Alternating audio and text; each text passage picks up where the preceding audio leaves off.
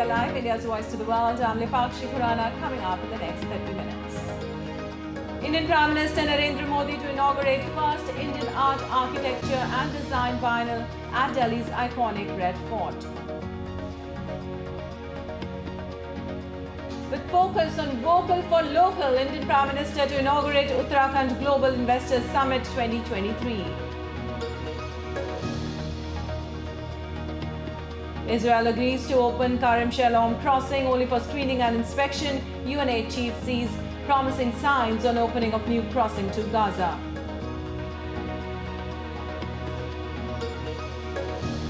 Venezuela raises stakes over disputed Guyana territory. South American countries including Brazil and the UK urge restraint. US stands by Guyana's sovereignty.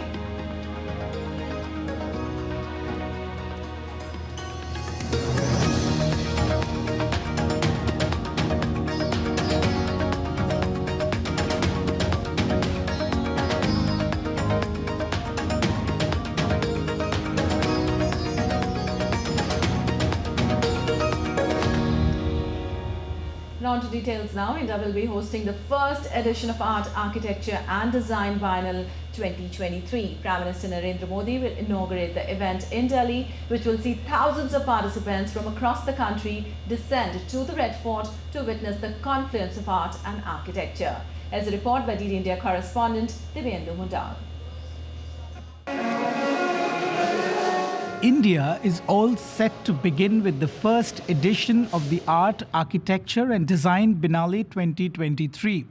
The iconic Red Fort will host the week-long Biennale that will showcase some of the marvels of India.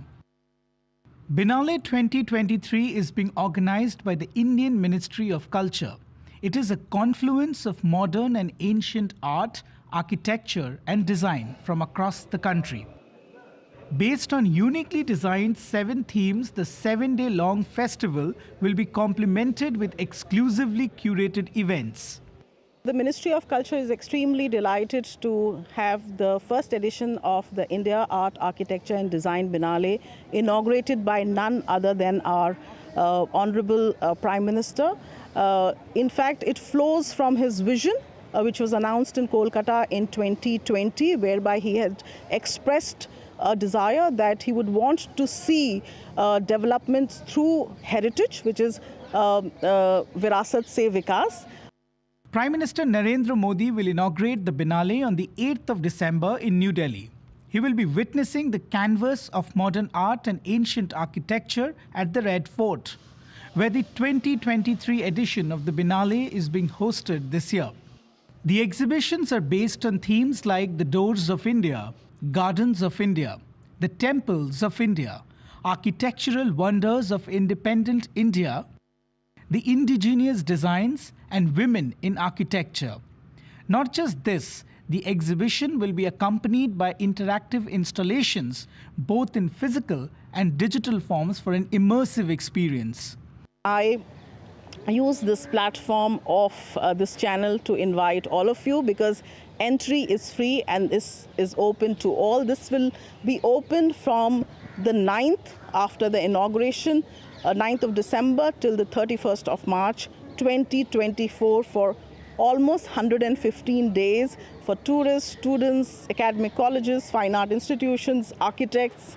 There is also a small program which involves the 406 architecture and planning schools, which will get inaugurated on the 9th, called Samunati, which is dedicated specifically to architecture and design.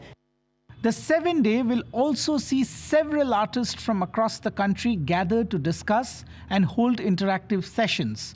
These sessions will enlighten the audiences and build awareness of India's built heritage.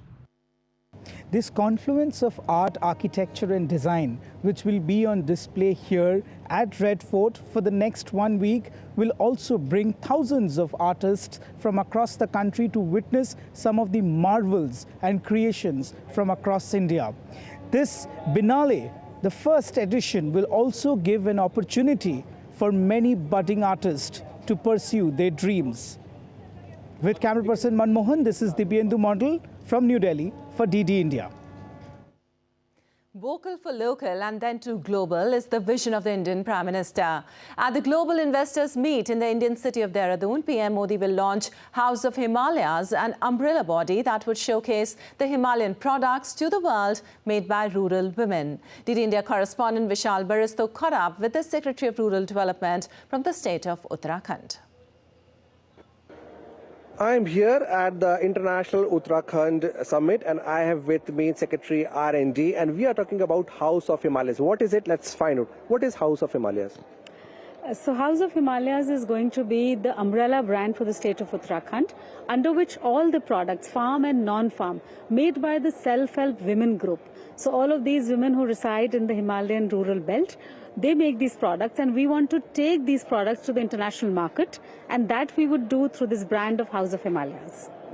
If we talk about brands, what are the number of brands and how much attractive are they for the international buyers? Yes, so currently we have a number of brands that are run by various departments. And we were doing a lot of products under those brands. Now the initiative is to have one brand and one platform so that we could easily package, market and have them promoted at the international level. Why this name House of Himalayas? Yes, so we belong to the state of Uttarakhand, which is the state which is adorned by the Himalayas. And Himalayas as a word has a lot of international recognition and recall. And we also want to emphasize that these products are made in the houses. Himalaya ke jo gharon mein products bante hain. So that is the whole concept, because they are made by our rural women. So therefore products made in the houses of the Himalayas. Therefore we decided on this name. One last question. Prime Minister has been very vocal about vocal for local and now local to global. Yes. So if we take our product to the international buyer, in what way will it help the village woman? Yes, in fact, we have been inspired by Honorable Prime Minister's mantra of vocal for local and local to global. So we wanted to take our products to the global market, and with this, when we improve the quality, the marketing and the packaging, we will get premium for our products. So if we are selling something at ₹100, we would be able to sell it at a higher price. And this amount would be straight given to our rural women. So the whole idea of Prime Minister's vision of making Lakpati Didis, he wants to make these rural women Lakpati as soon as possible. So the whole idea is to empower them and their livelihoods. So there you heard the Secretary. The vision is very clear, and that is to empower women and especially village women folk. With cameraman Alok Gupta in Dehradun, this is Vishal Baristo for DD India. And India's Chief of Defence Staff, General Anil Chauhan, today inaugurated Hindustan Aeronautics Limited Avionics Expo 2023 at Ambedkar International Centre in capital New Delhi. HAL is showcasing its rich legacy in the design, development and production of a diverse range of avionics systems during the two-day expo. A display for India's commitment to technological advancement in the defence sector. Hindustan Aeronautics Limited, an Indian public sector aerospace and defence company, held an avionics expo in New Delhi. At the expo, HAL showcased state-of-the-art avionics to be used in a wide range of aircraft, including fighter jets and helicopters, along with other weapon systems. The expo was launched by India's Chief of Defence Staff, General Anil Chauhan, who emphasized the pivotal role of technology in the evolving landscape of global geopolitics and economics. We are all actually in midst of a great change or transformation. It's not only geopolitical change that's occurring, it's geoeconomic as well as technological changes. In such an era, it is essential that modern militaries are ready to fight while they prepare themselves for future kind of conflicts, and that in a very uncertain kind of an environment. In order to keep pace with this change, it is essential that militaries as well as the scientific community, entrepreneurs and developers understand and identify the key technological trends so that we can remain ahead of the curve. The chairman and managing director of HAL called the expo an opportunity to reach out and create awareness among foreign buyers and claimed that HAL is aiming for a maximum indigenization in avionics sector. Today we have all been talking about the Indian platforms, and the aircraft platforms have gained quite a wide importance in the global aerospace market. But equally important is the avionics and accessories, which also HAL is capable of doing it. This is very critical in the sense that this could become as a good replacement for the avionics which is otherwise available in the Western Western countries. In the next 5 to 7 year time frame, we wanted to really become self-reliant as far as the avionics is also. 100% may not be really possible, but to the maximum extent possible, not at least to 75 to 80%.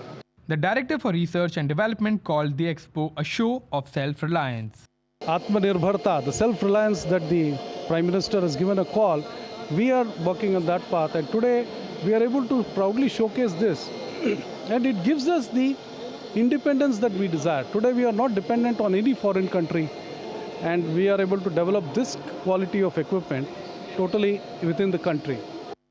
The rapidly changing geopolitical and geostrategic scenario in the world has showcased one thing, that no power can be great without self-reliance in its defense requirements. And here in New Delhi at this Avionics Expo, the Hindustan Aeronautics Limited is exactly showcasing that how can India become a self-reliant power as far as its defense requirements are concerned, and how can it become a manufacturing hub for others as well. In New Delhi with camera person Ashish Sharma, I'm Akshay Dongre, DD India.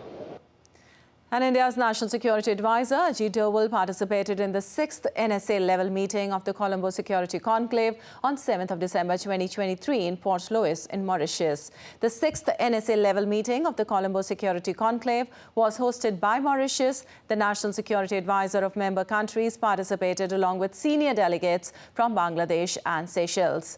Member states reviewed the progress of the decisions taken at the 5th NSA level meeting and agreed on a roadmap of activities for 2024.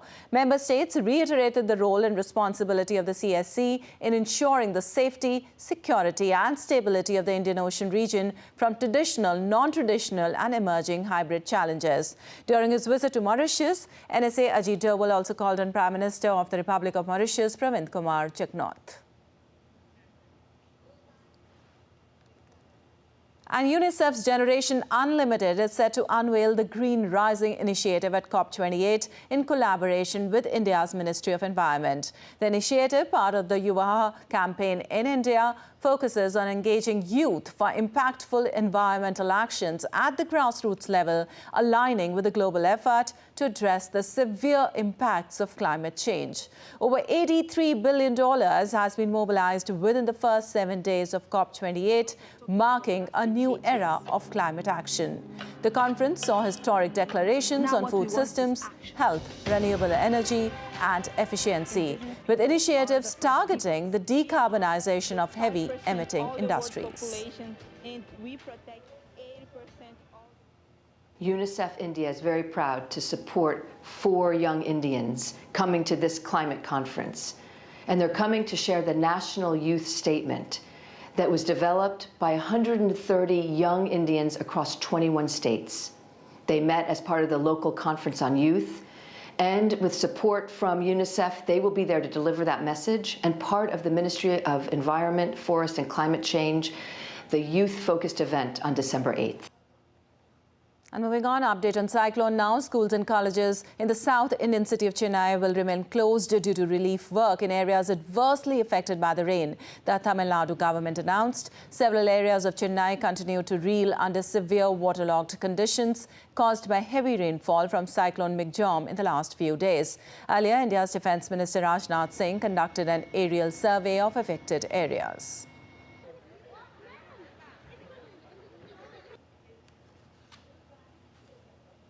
And now let's take a look at other stories making news today. Yet another Pakistani drone was recovered with the joint efforts of India's BSF and Punjab Police in Amritsar on specific information regarding the presence of drone. During the joint search, troops recovered a drone from the farming field. Further search of the area is in progress. The recovered drone is a quadcopter model DJI Mavic 3 Classic made in China. Ram Temple's wooden replica in India's Uttar Pradesh continues to attract devotees in Ayodhya. The Pran Pratishtha ceremony at Ayodhya's Ram Temple will be held on January 22, 2024. India's Sher-e-Kashmiri University of Agriculture, Sciences and Technology has unveiled a first-of-its-kind winter flower garden that defies the winter chill. The beautiful division of floriculture and landscape architecture develops wintry flory garden, also known as Gule Dawood. The flory garden welcomes about 5 to 6 lakh tourists every year. And still to come on this edition of DD India Live. Republican majority U.S. House takes step towards vote on Biden impeachment inquiry.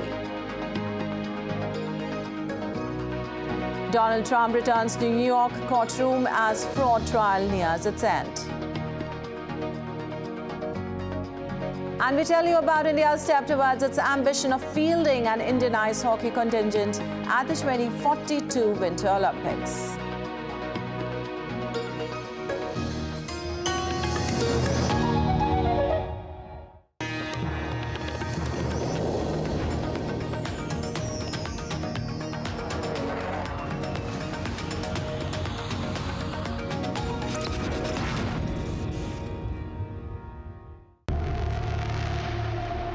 What's behind China's mysterious wave of pneumonia that has gripped an unusually high number of children? And should the world be worried?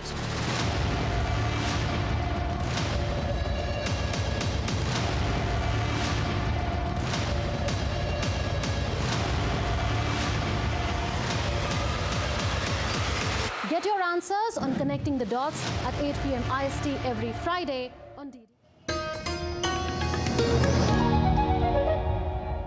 Welcome back. You're watching DD India Live. I'm Vipakshi Khurana, and moving on. Israel has agreed to open Kerem Shalom crossing for inspections and screening. United Nations said that the Kerem Shalom crossing is going to help speed up delivery of humanitarian supplies into Gaza. A senior U.S. official said that Washington has been negotiating with the Israelis on the issue for weeks. Aid currently being allowed into Gaza comes only through the Rafah crossing on the Egyptian border, which was designed for pedestrian crossings and not trucks. The Kerem Shalom crossing was used to carry more than 60% of the truckloads going into Gaza before the conflict.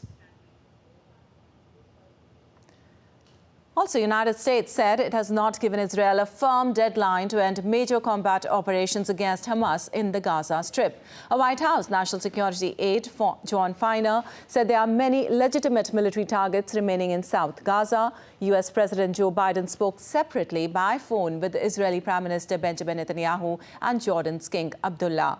Biden emphasized the critical need to protect civilians. U.S. Secretary of State Antony Blinken said Washington talks to Israel on a regular basis about civilian protection. We continue to recognize the extraordinary difficulty of this task, as Israel is dealing with a terrorist adversary that intentionally embeds itself with civilians. But again, Israel has an obligation to do everything possible to put a premium on protecting civilians and maximizing humanitarian assistance. This is something that we're talking about with the Israelis on a regular basis, including as recently as today, and including in the President's conversation with Prime Minister Netanyahu earlier today. Well, the United Arab Emirates has asked for the UN Security Council to vote on a draft resolution that demands an immediate humanitarian ceasefire in the conflict between Israel and Hamas terrorists. To be adopted, a resolution needs at least 9 votes in favor and no vetoes by the 5 permanent members, the United States, Russia, China, France or Britain. The U.S. has said it does not support any further action by the Council at this time. The United States abstained last month to allow the Security Council to adopt a resolution calling for pauses in fighting. The UN Security Council is set to meet on Friday to debate and then vote on this latest draft resolution by the UAE. But there might be some pushback, especially from the US as a permanent member who also holds veto powers. Speaking to reporters here at the UN in New York, the Deputy US UN Ambassador Robert Hood said that the US does not support any further action by the Security Council at this time. This said the diplomatic stakes are high for the US should it veto this ceasefire resolution. Calls are mounting for urgent action, with the EU saying that the UN must act immediately to prevent a full collapse of the humanitarian situation. while the WHO has warned that Gaza's health system was near total collapse. In a rare move on Wednesday, Secretary General Antonio Guterres formally warned the Security Council of a global threat from the Gaza war. He invoked Article 99, which allows the Secretary General to bring to the attention of the Security Council any matter which in his opinion may threaten the maintenance of international peace and security. While the Arab countries support this move by the Secretary General, the Israeli ambassador to the UN has once again lambasted Antonio Guterres. He says that the Secretary General has reached a new moral low and has once again called on him to resign. The UAE's draft resolution has been sent to Council members ahead of Friday's vote. To be adopted, a resolution needs at least 9 votes in favor and no vetoes from any of the permanent 5 members. Friday's Security Council meeting will be a defining one as the UN's humanitarian chief continues to sound the alarm bell. He has told journalists that the UN's humanitarian plan to protect civilians in Gaza is in tatters and there is no place that's safe anymore. Jody Jacobs at the United Nations in New York, reporting for DD India.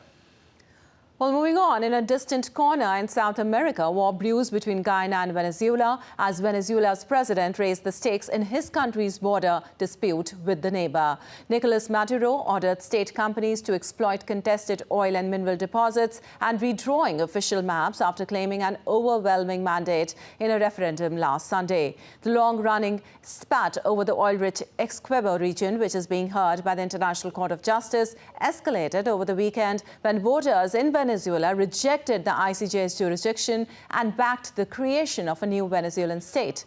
Maduro's bellicose speeches have alarmed Guyana and sparked fears that Venezuela might use force to seize the remote Essequibo area, which accounts for 2/3 of its neighbor's territory, as well as a big offshore oil field operated by the U.S. oil major ExxonMobil.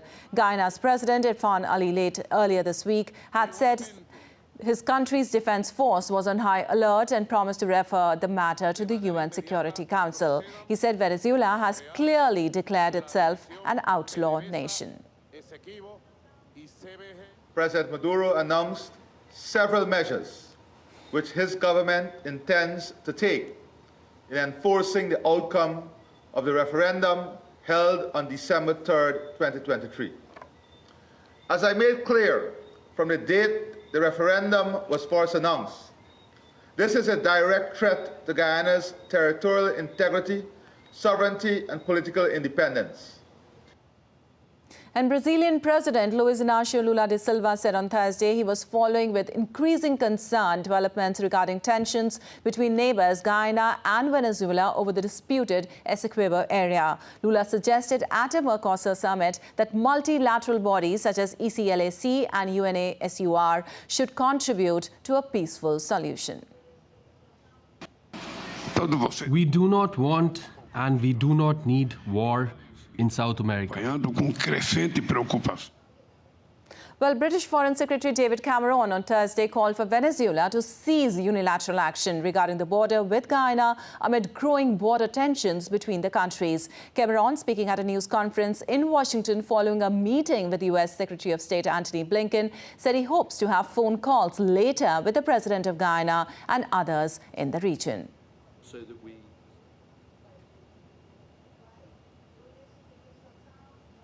we discussed in our meeting is the situation on the border between Venezuela and Guyana. These borders were settled in 1899.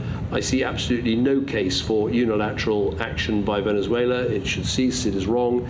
And I'm delighted by the announcements that have been made by the US today in that regard. And I hope to be having some telephone calls later on with the President of Guyana and others in the region to try and make sure that this very retrograde step that has been taken does not lead any further. Meanwhile, the White House on Thursday reiterated the United States' unwavering support for Guyana's sovereignty amid growing border tensions between Guyana and Venezuela. The United States on Thursday said it would conduct flight operations within Guyana that build on its routine engagement as Britain and Brazil expressed concerns about growing border tensions between Guyana and Venezuela. We obviously support the peaceful resolution of the border dispute between Venezuela and Guyana, and we absolutely stand by our unwavering support for Guyana's sovereignty. The 1899 arbitral award that determined the land boundary between those two countries should be respected unless or until the parties themselves reach a new agreement or a competent legal body decides otherwise, and that hadn't happened. So we're going to urge Venezuela and Guyana to continue to seek a peaceful resolution of this dispute, including by the International Court of Justice. The U.S. House of Representatives took a step towards an impeachment probe into President Joe Biden on Thursday. They accuse him of taking advantage of this position when he was vice president to benefit his family and say the Department of Justice interfered in a probe. Caroline Malone reports for DD India from Washington. 3 US presidents have been impeached by the House in the country's history, including former President Donald Trump. Now the House Republicans want to move forward to formally investigate the current leader, Joe Biden. Well, the former House Speaker, Kevin McCarthy, actually opened an inquiry on September 12th after months of congressional investigations. That's the first formal step in the process. Then there's a procedural step. That happened Thursday, where the House introduced a 14-page resolution that allows them to go on to then vote on authorizing the probe. As for when that could happen, it could happen as early as next week. Since September, the House Oversight Committee has had one public hearing. They've interviewed several officials. They've issued subpoenas for Biden's family financial records and for testimony from family members, including Biden's son, Hunter. Next week, on Wednesday, December the 13th, the House committee have called for Hunter to appear in a closed-door session to give testimony. His lawyers say he will appear if it's a public hearing, but not behind closed doors, as there's a risk of them not accurately portraying what he's actually said. The House committee has threatened to hold him in contempt of Congress if he doesn't appear. Crucially, though, they've not presented any evidence that Biden's actions when he was vice president are in any way connected to his son's businesses, the premise, of this impeachment inquiry. And even if they did and the House voted to impeach him, the Senate would likely not, because there is a slim Democratic Party majority. Caroline Malone in Washington for DD India. And former President Donald Trump was in the court for his New York civil fraud trial on Thursday, where an accounting expert sought to bolster the defense argument that company valuations are a highly subjective process. Trump cast the trial as corrupt in brief comments to reporters before entering the courtroom, criticizing the judge presiding over the trial. Arthur Engoron and New York Attorney General Letitia James also brought the case against him. And India's Sports Minister Anurag Singh Thakur unveiled a roadmap for India's rise in Winter Games. Commissioned by the administration of Ladakh, the blueprint, Game Changer, is poised to redefine the future of ice hockey and winter sports across India. Ladakh holds the key with its potential to not only nurture local talent, but also boost winter tourism, creating a win-win for the community and the nation. The minister asserted that the Game Changer is not just a document, but a roadmap to propel India into the realm of 2042 Winter Olympics. Well, that's all for this edition of DD India Live. But let us know your thoughts on the news of the day. You can connect with us on Facebook, X, formerly known as Twitter and Instagram. We'll be back with more news as it breaks here on DD India. I'm Lipakshi Khurana from all of us here in Delhi. Thanks for watching DD India Live.